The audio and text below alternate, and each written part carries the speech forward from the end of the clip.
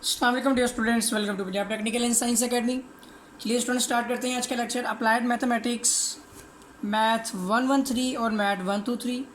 123 math का जो है ये चैप्टर नंबर 5 है, सोल्यूशन ऑफ ट्रिग्नोमेट्री। जो आज का हमारा जो है पेपर ए मैथ 113 और 123, मैथ 113 का ये जो चैप्टर नंबर 7 है, लास्ट चैप्टर है। इस पर हमारा जो है पेपर ए जो है मुकम्मल हो जाएगा।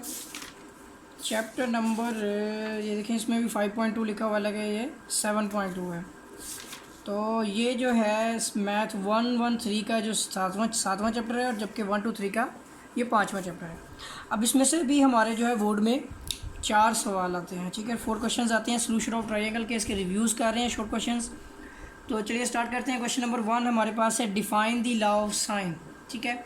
हमारा क्वेश्चन है डिफाइन द लॉ ऑफ, ठीक है, साइन।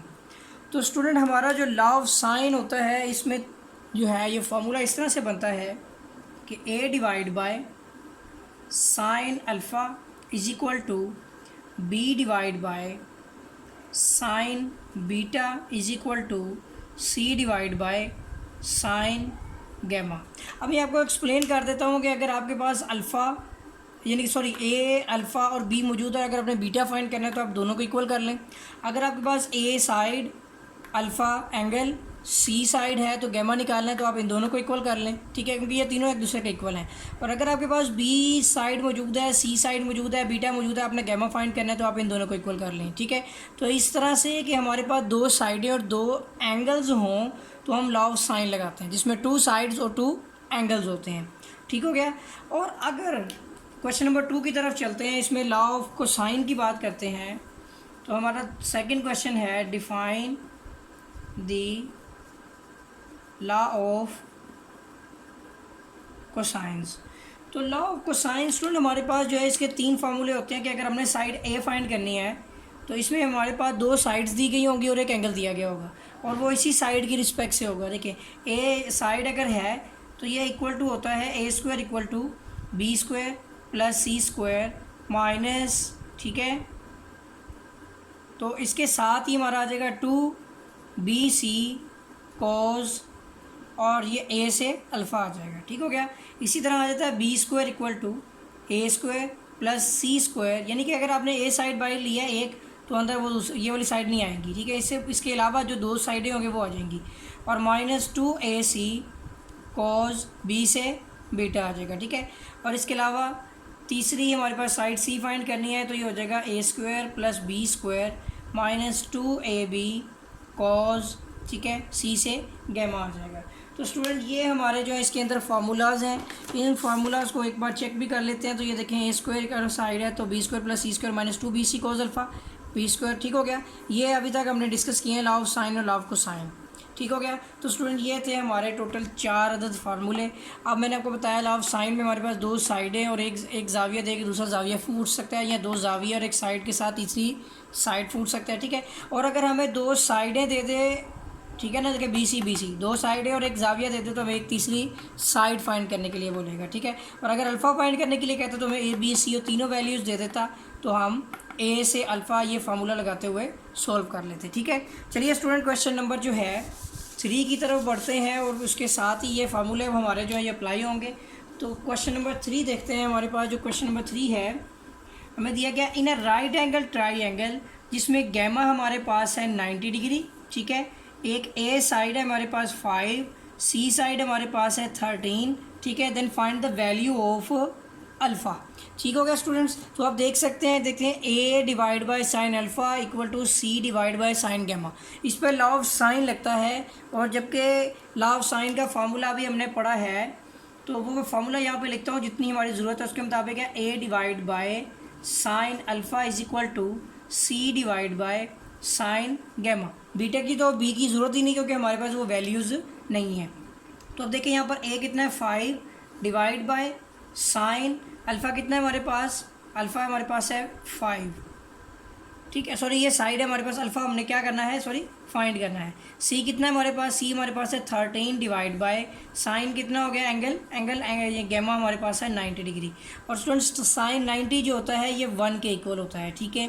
तो यहाँ पे आ जाएगा 5 divide by sine alpha is equal to, ठीक है।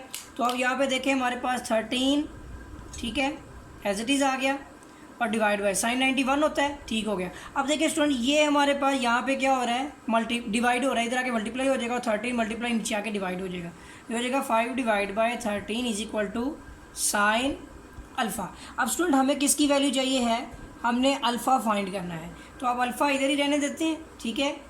और ये साइन हमारा उधर जाके हो जाएगा साइन इनवर्स, ठीक है, और 5 डिवाइड बाय 13 आ जाएगा, ठीक हो गया।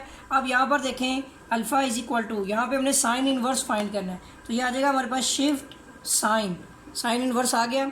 अब इसमें हमने करना है ब्रैकेट, उसके अंदर हमने ये वैल्यू लिखनी है, बल्कि ब्रैकेट लगी हुई है, 5 डिवाइड बाय 13 लिखना है, 5 डिवाइड बाय 13 ब्रैकेट क्लोज, ठीक हो गया। अब इक्वल प्रेस कर देते हैं, तो देखिए हमारे पास आता है 22.61 और 98 लिखा हुआ है समथिंग, तो 9 तक ही रखते हैं, डिग्री लिख देते हैं, ठीक है। अब आप डिग्री का बटन प्रेस करें तो स्टूडेंट हमारे पास अल्फ़ा का आंसर आता है 22 डिग्री, ठीक है, 37 मिनट एंड 11 सेकेंड। चलिए इसका आंसर देखते हैं, ये 11 से 12 भी हो सकता है, और ये सिर्फ डिग्री और मिनट ही लिए जा सकते हैं, हम अगर सेकेंड ना भी लें तो कोई फ़र्क नहीं पड़ता। तो स्टूडेंट हमारा जो क्वेश्चन 3 का आंसर आ गया है, ठीक है। चलिए नेक्स्ट क्वेश्चन नंबर 4 करते हैं। उम्मीद है कि आपको जो है पहले 2 क्वेश्चन में फार्मूला समझ आ गया होगा, और दूसरे क्वेश्चन में किस तरह से लॉ ऑफ साइन लगा है ये भी आपको समझ आ गया होगा। अब हम करते हैं क्वेश्चन नंबर 4। तो स्टूडेंट हमारा जो क्वेश्चन नंबर 4 हमें दिया गया है कि हमें गैमा दिया गया है 90 डिग्री, जबकि अल्फ़ा दिया गया है हमें 35 डिग्री, एंड एक ए साइड है हमारे पास 5 है, जबकि हमने एंगल बीटा जो है वो फाइंड करना है। अब मैं आपको इस क्वेश्चन के मुतालिक बता देता हूँ कि यहाँ क्या कंडीशंस हैं कि हमारे पास एक साइड ए है, ठीक है, एंगल बी जो हमें अल्फ़ा है वो 35 डिग्री दिया गया और गैमा भी दिया गया। अभी मैं आपको एक बात बता देता हूँ, यहाँ पे एक हमें एंगल गैमा है, एक अल्फ़ा है, और एक हमारे पास बीटा है। ये जो ए साइड हमें दी गई है इसकी हमें ज़रूरत नहीं है। सबसे पहले तो मैं आपको बता दूँ, the interior sum of the interior angle of the triangle is equal to, यानी कि अगर आप देखें कि इन तीनों के एंगल्स को अगर मजमुआ देखा जाए तो किसके इक्वल होता है students, we know that is a 180 degree, क्योंकि किसी भी मुसल्लस के अंदरूनी जावियों का मजमुआ 180 डिग्री होता है, और इसके जो जाविये हैं वो एक अल्फ़ा बीटा और गैमा है। तो इसमें हमारे पास अल्फ़ा बीटा गैमा तीनों को अगर 180 के इक्वल करके अगर हम बीटा निकालना चाहें तो निकाल सकते हैं। देखिए alpha plus beta plus gamma is equal to 180 degree, जबकि हमारे पास अल्फ़ा है 35 डिग्री, प्लस बीटा हमारे पास हमने फाइंड करना है, एंड गैमा हमारे पास है 90 डिग्री, ठीक है, इज़ इक्वल टू 180 डिग्री। तो स्टूडेंट हमने बीटा फाइंड करना है, जबकि इन दोनों को जमा करते हैं तो 9, 10, 11, 12, ठीक है, तो ये 125 डिग्री, ठीक हो गया ना। ये हमारे पास बनता है 9, 10, 11, 12 आ गया, तो 5 तो एज इट इज़ आ जाएगा, और इक्वल टू 180 डिग्री। अब स्टूडेंट्स हम इसको जो है सोल्व कर लेते हैं कि 180 डिग्री में से हम माइनस कर लेते हैं 125 डिग्री, ठीक है। तो देखिए यहाँ पे आता है 180 डिग्री माइनस 125 डिग्री, तो ये हमारे पास स्टूडेंट बनती है 55 डिग्री, ठीक है। तो हमारी बीटा जो है इसका आंसर आता है 55 डिग्री। तो ये स्टूडेंट हमारा जो है एंगल बी भी आ गया, बीटा का एंगल हमारे पास 55 डिग्री है। तो उम्मीद है कि आपको ये क्वेश्चन 4 भी समझ आ गया होगा। चलिए नेक्स्ट क्वेश्चन नंबर 5 करते हैं, और वो बिल्कुल इसी तरह का है, इसलिए मैं इसको रेज नहीं करता यहाँ पे, बल्कि हम क्वेश्चन लिखते हैं क्वेश्चन नंबर 5, और मैं आपको बताता हूँ कि उसमें हमें फाइंड करने के लिए क्या दिया गया है। हमारा क्वेश्चन 5 है हमारे पास, इन राइट एंगल ट्राइंगल, ठीक है, ए बी सी एक मुसल्लस है जिसमें साइड बी हमारे पास है 6, ठीक है, and also the alpha is equal to 35 degree, ठीक है, and gamma is equal to 90 degree, ठीक है, and find the side A. और हमने स्टूडेंट साइड ए जो है वो फाइंड करनी है। अब मैं आपको बता देता हूँ, यहाँ पर एक फार्मूले के रूल से हमारे पास A divide by sine alpha equal to B divide by sine gamma, sorry beta आता है ना। देखें A divide by sine alpha होता है और B divide by sine beta होता है, जबकि यहाँ पे हमारे पास गैमा है, हमें बीटा की ज़रूरत थी। अल्फ़ा और गैमा दोनों दिए गए हैं जिससे हमने बीटा फाइंड कर लिया।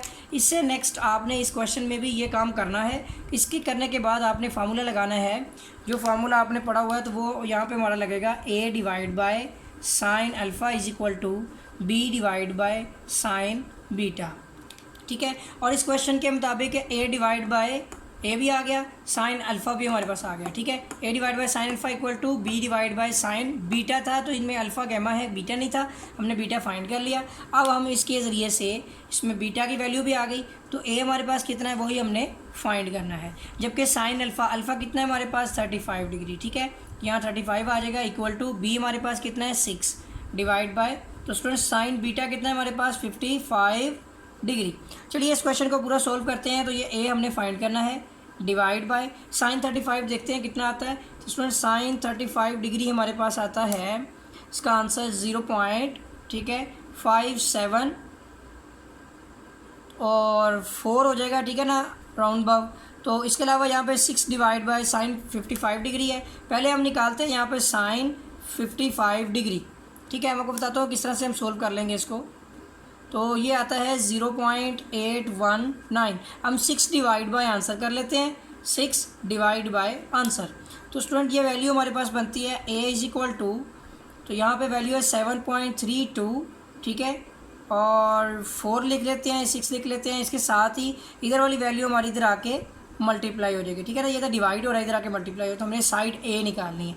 मल्टीप्लाई कर लेते हैं 0.574, तो ये हमारे पास इसका आंसर आता है 4.2, ठीक है स्टूडेंट्स। तो आप देख सकते हैं। तो अब हम अपने क्वेश्चन नंबर 5 का आंसर देखते हैं। तो क्वेश्चन 5 का आंसर है ए इज़ इक्वल टू 4.2, ठीक हो गया। तो स्टूडेंट्स उम्मीद है कि आपको जो है ये फर्स्ट 5 क्वेश्चन समझ आ गई होगी। और अगर आपने मेरा चैनल सब्सक्राइब नहीं किया तो चैनल को सब्सक्राइब कर लें और बेल आइकन पर क्लिक कर लें ताकि आपको न्यू अपडेट्स मिलती रहे। तो मिलेंगे एक नए लेक्चर के साथ, तब तक के लिए अल्लाह हाफिज़।